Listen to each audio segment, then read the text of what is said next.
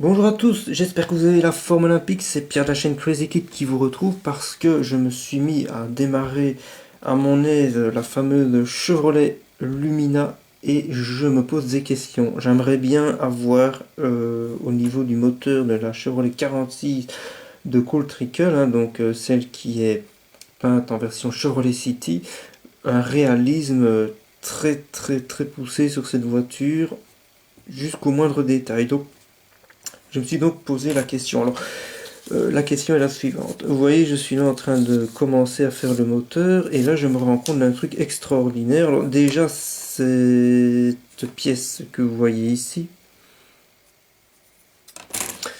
qui est la pièce qui viendra se mettre là, eh bien, c'est sublime parce qu'ils ont gravé Hendrik Engine. Donc ça, c'est assez réaliste.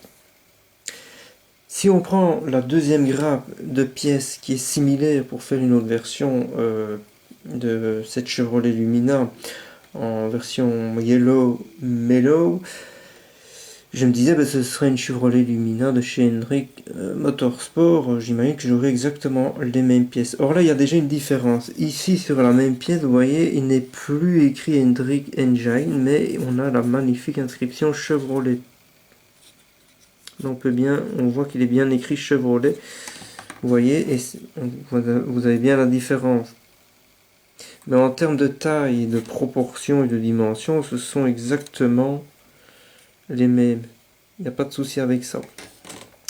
Donc, première question, est-ce que dans la toute première voiture construite par Ariog dans sa grange, il faut mettre la version Hendrik Engine ou la version Chevrolet? Autre question, regardez un petit peu cette pièce qui est magnifique pour les cylindres. C'est donc la pièce qui se trouve ici.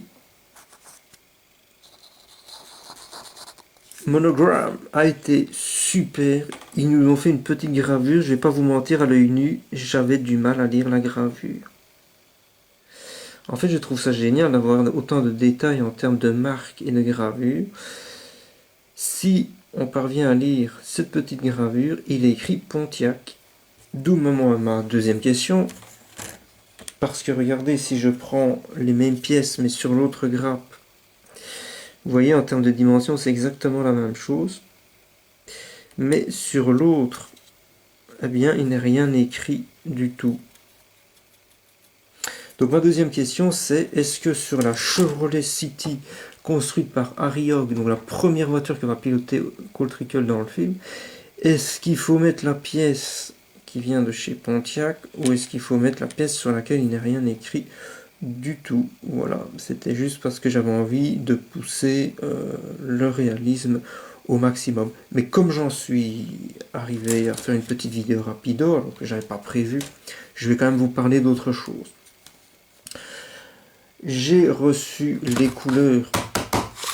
Alors je me suis posé des questions, j'aime bien travailler avec Mr. Hobby.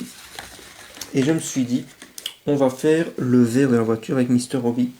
Et puis j'ai vu que chez Tamiya, il y en avait un qui avait l'air tout fait. C'est celui-là. Le Tamiya Light Green X15. Et en fait, chez Mr. Hobby, il existe le H16 Yellow Green. Mais pour obtenir avec ça celui de chez Tamiya, il faut mélanger le H16 de Mr. Hobby avec du H50 de chez Mr. Hobby. Donc je me suis dit, on va prendre celui qui est tout fait. Parce que même si je voulais avoir cette teinte-là chez Mr. Hobby, il faudrait faire plusieurs essais pour obtenir exactement la même. Or là, on est vraiment dans la couleur flashy, typique de l'époque.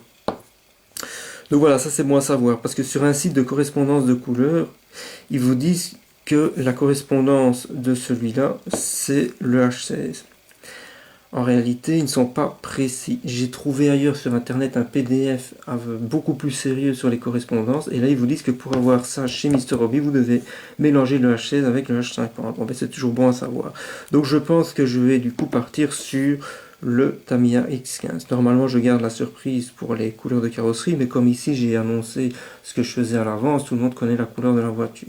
Par contre, pour le jaune, soit j'utilise le Lemon Yellow X8 de chez Tamiya, qui est en réalité exactement le même que le H4 de chez Mr. Hobby. Enfin, c'est censé être vraiment le même. À vérifier. Soit je ferai bien un petit test avec le LC03 de Life Color, qui lui est un jaune lumineux.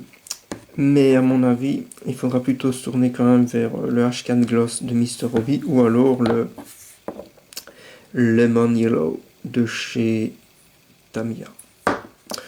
Voilà. Alors j'ai aussi chopé la couleur pour toute la structure interne. Après avoir vu pas mal de photos sur internet et avoir pris quelques renseignements, je pense que je vais aller balancer du Light Grey H338 de chez Mr. Hobby. Donc voilà pour la petite vidéo. Donc vraiment le principal sujet de cette vidéo, c'est vraiment la question que je me pose sur les pièces moteurs. J'espère que quelqu'un pourra m'apporter une réponse. J'ai fait des recherches sur internet, mais des photos du moteur de cette voiture à ce moment-là, j'ai pas trop réussi à trouver. On trouve des répliques, on trouve des scies, on trouve des lampes, on trouve un peu toutes sortes de choses, mais c'est pas très clair. J'imagine qu'il doit y avoir quand même une logique au niveau constructeur. Alors je me disais, mais peut-être qu'à la base, Harry Hogg, il se construit une bagnole, dans le scénario du film, c'est quand même financé par un concessionnaire automobile privé, donc je me dis, bon, c'est peut-être simplement la version Chevrolet, mais je ne sais pas. Parce que quand on regarde le plan, on ne nous donne pas le détail de ça, donc voilà. Sur ce, j'espère que cette petite vidéo qui n'était pas trop prévue vous aura amusé. J'espère que quelqu'un saura répondre à mes deux questions, et si jamais ce n'est pas le cas, eh bien, j'irai au feeling. Portez-vous bien, c'était Crazy Kid. Ciao ciao.